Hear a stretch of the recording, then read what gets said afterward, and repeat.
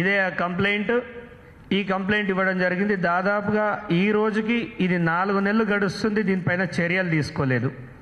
ఇలాంటి కంప్లైంటే Siddipet urban development అథారిటీకి ఇవ్వడం జరిగింది, మున్సిపల్ కార్పొరేషన్ ఆఫ్ సిద్దిపేటకి ఇవ్వడం జరిగింది, గ్రామ పంచాయత్ ఆఫ్ మిట్టపల్లికి ఇవ్వడం జరిగింది.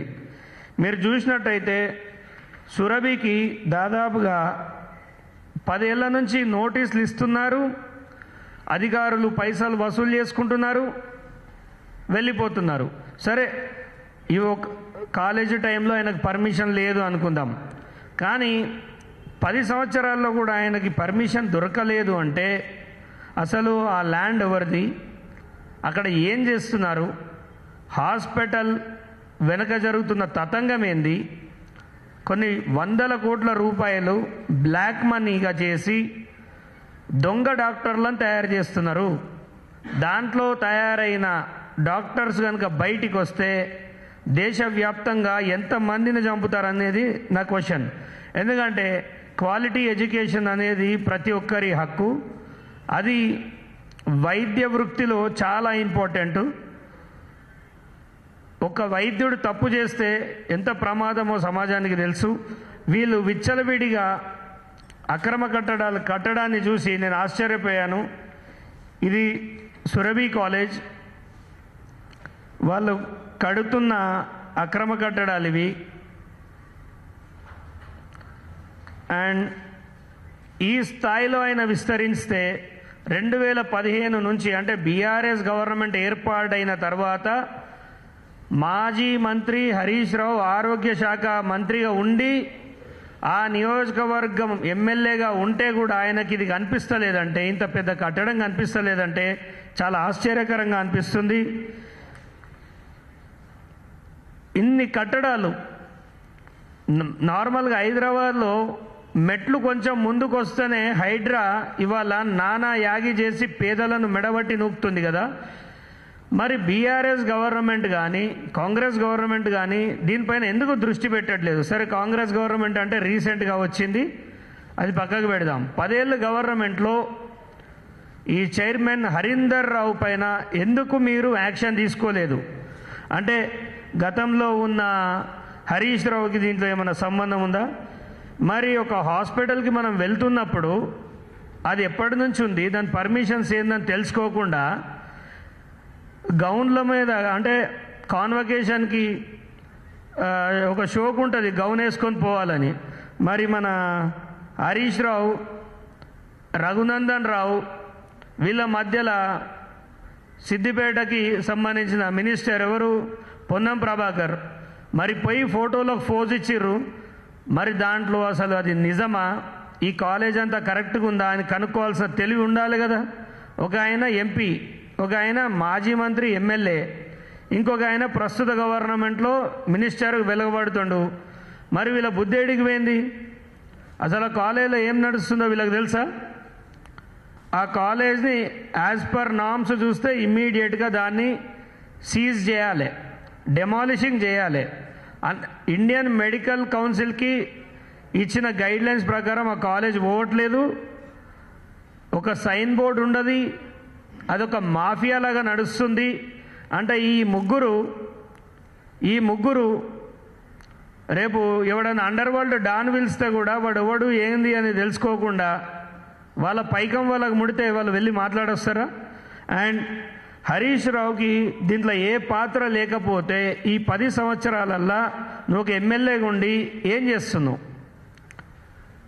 నీ పైన చాలా ఆరోపణలుండి, చక్రధర్ ఆరోపణలు చేస్తున్నాడు, ఫోన్ ట్యాపింగ్ కేసు పెట్టిండు, రంగనాయక్ సాగర్ కేసు పెట్టిండు. అంటే దీంట్లో జరిగే అక్రమాలలో హరీష్ రావుది పెద్ద పాత్ర అనేది అక్కడ ప్రజలు చెప్తున్నారు. అక్కడ హాస్పిటల్లో జరిగేది కూడా అదే. కేవలం ₹1 వైద్యం, ఫ్రీ భోజనం అని చెప్పి ముందట ఒక క్వాలిటీ లేని హాస్పిటల్ నిర్మాణం చేసి వెనకాల మెడికల్ కాలేజ్ తతంగం నడిపిస్తున్నారు. దాదాపుగా మన దగ్గర గవర్నమెంట్ కాలేజీలు 35 ఉన్నాయి, ప్రైవేట్ కాలేజీలు 26 ఉన్నాయి. ఈ కాలేజీలలో ఎక్కడా లేని ప్రాబ్లం కేవలం సురభి కాలేజ్లోనే ఏర్పడుతుందంటే అది ఏ స్థాయిలో ఉందో చూడాలి. ఎవరైనా స్టేట్ నుంచి ఆరోగ్య శాఖ కానీ ఇండియన్ మెడికల్ అసోసియేషన్ వారు కానీ వస్తే వాళ్ళకు 20 లక్షలు 30 లక్షలు ఇవ్వడం, అక్కడికి వెళ్ళి తప్పించుకోవడం. సో ఇదే పనిగా జరుగుతుంది. ఒకడు అలా విద్యాభ్యాసం చేయాలంటే దాదాపుగా 1.5-2 కోట్ల రూపాయలకు సీట్లు అమ్ముకుంటున్నారు. మరి అలా చదువుతున్నది నిజమైన విద్యార్థుల అంటే అది అనుమానమే. ఇవాళ ఒక పేరుతో ఒకటి జాయిన్ అవుతాడు, సర్టిఫికేట్ ఎవరు తీసుకుంటున్ననే తెలియట్లేదు. అక్కడ శవ పరీక్షలు శవాల మీద ఏదైతే మనము స్టూడెంట్స్కి ల్యాబ్లో చెప్తారో దానిపైన కూడా చాలా డిఫరెంట్గా సౌండ్స్ వినబడుతున్నాయి. అవి ఎక్కడో కొనుకొస్తారు, అదంతా సబ్జెక్ట్లోకి వెళ్ళడం నాకు ఇష్టం లేదు. ప్రస్తుతం అయితే అక్కడున్న సూడా ఒకటే నివేదిక ఇచ్చింది. నేను ఆర్టీఐలో అడిగితే మాకు ఎలాంటి సంబంధం లేదు, ఆ కాలేజ్ కట్టద్దని మేము ఎప్పటి నుంచో చెప్తున్నాం. అయినా ఆ కాలేజీ యాజమాన్యం వాళ్ళకున్న బలంతో ముందుకు పోతుంది. మేము ఎన్నోసార్లు వాళ్ళకి వార్నింగ్ ఇచ్చినాం, వాళ్ళు వినట్లేదు. అంటే రీసెంట్గా హైకోర్టుకి వెళ్ళడం జరిగింది. హైకోర్టులో జస్టిస్ ఎన్వి శ్రవణ్ కుమార్ గారు దానిపైన స్టేటస్కో ఆర్డర్ ఇవ్వడం జరిగింది. ఈ నెల 26 తారీఖున వాళ్ళని విత్ రెస్పాన్స్ తోటి రావాలని చెప్పారు. మీరు కౌంటర్ ఫైల్ చేయాలి, లేకపోతే డెమాలిషింగ్కి ఇస్తామని కూడా వాళ్ళు ఓరల్గా చెప్పారు. ఇక్కడ జరుగుతున్నది ఏంటంటే ఇప్పుడు కూడా ఈ కోర్టు ఆర్డర్ వచ్చిన తర్వాత కూడా అక్కడ కాలేజీ నిర్మాణం లోపల దొంగచాటుగా జరుగుతుంది. అసలు ఎవరి హరీందర్ రావు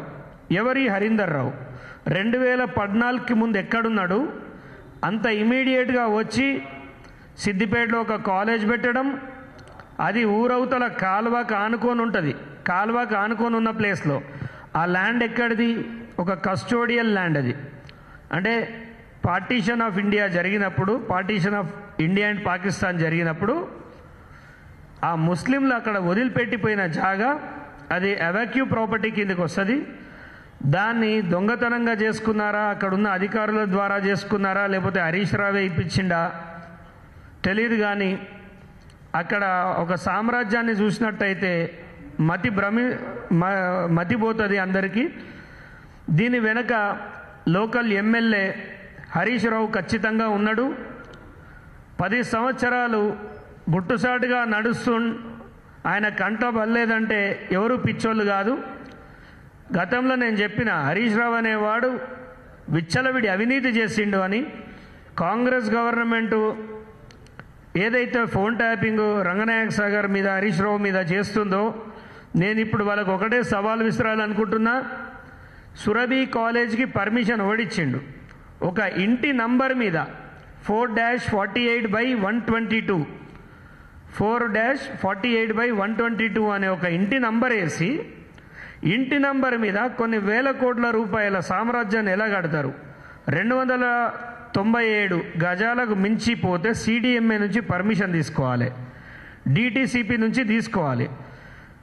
ఆయనకి, ఈ హరీందర్ రావు అనే చైర్మన్కి వ్యవస్థలంటే భయం లేదు. అమెరికా నుంచి వచ్చినట్టున్నాడు, వ్యవస్థలంటే భయం లేదు, భారతదేశం అంటే బాధ్యత లేదు. ఆయన నడిపిస్తున్నది ఒక మెడికల్ కాలేజు అనే సోయి లేదు. డబ్బు మూటలతోటి డాక్టర్ కావాలని ఎవడన్నా వస్తే వాని చేతికి కత్తిచ్చి పంపుతున్నారు. మరి ఆ కత్తిచ్చి పంపడం ఎంతమందికి ప్రమాదం అనేది కూడా మనం చూడాలి. దీనిపైన ఖచ్చితంగా ఇన్కమ్ ట్యాక్స్ కూడా నేను లెటర్ రాస్తున్నా. ఎందుకంటే ఇక్కడ ఫీజులు 10 లక్షలు వైట్లో తీసుకొని 90 లక్షలు వెనకాల బ్లాక్లో తీసుకుంటున్నారే కంప్లైంట్స్ ఉన్నాయి. దానికి సంబంధించిన స్టూడెంట్స్ కూడా చాలామంది ఉన్నారు. ఎంక్వైరీ చేస్తే అన్నీ బయటకు వస్తాయి.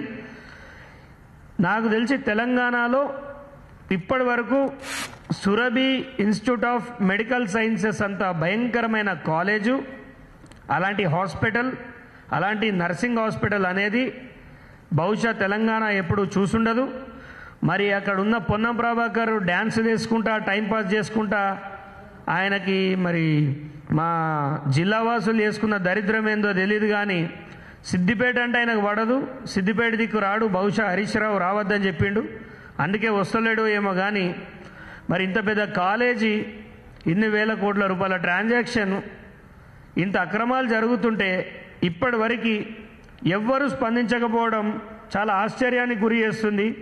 జిల్లా కలెక్టర్ గారు మరి 18-10 దాదాపుగా ప్రతి నెల ఒక 5 కోట్లు వసూలు చేస్తున్నారు. దీనికి అక్కడున్న మున్సిపల్ శాఖ కూడా సహకరించడం చాలా దౌర్భాగ్యం. అక్రమ లేఅవుట్లు 2 ఫ్లోర్లు కట్టి 5 ఫ్లోర్లు కట్టి 2 ఫ్లోర్లకే ట్యాక్స్ కడతారు. ఇంత దారుణం జరుగుతున్న ఒక ఫెయిల్యూర్ ఎమ్మెల్యే హరీష్ రావు ఇప్పటి వరకు దేని మీద స్పందించాడు. కానీ ఎవడైనా వాళ్ళ పార్టీ వాళ్ళు జైల్లో పడితే ఏదో గొప్ప పని చేసినట్టు ఎగేసుకుంటూ పోతాడు. కొంచెమైనా బుద్ధి ఉండాలి. నీ కాన్స్టిట్యున్సీలో కోర్టు వరకు మ్యాటర్ వచ్చిందంటే నువ్వేం గాడిదలు కాస్తున్నావు? నువ్వు ఒక ఎమ్మెల్యే కదా, ఒక ట్రబుల్ షూటర్ అని కహానీలు చెప్తుంటావు కదా. అంటే నీకు ఒంట్లో సత్తువ చచ్చిపోయినట్టుంది. బహుశా కవిత వీళ్ళందరూ కూడా ఇక దండయాత్ర చేసే వరకు కూడా నీ వల్ల అయితలేనట్టున్నది. అలాంటప్పుడు రాజీనామా చేసి మాలాంటి యువకులకు సిద్దిపేటను అప్పచెప్పాలి. ఒక యువకుడు, ఒక ఎమ్మెల్యే కంటెస్టెంట్ సింగిల్గా పోయి ఇంత కొట్లాడి స్టేటస్ కో ఆర్డర్ తీసుకొచ్చిండు.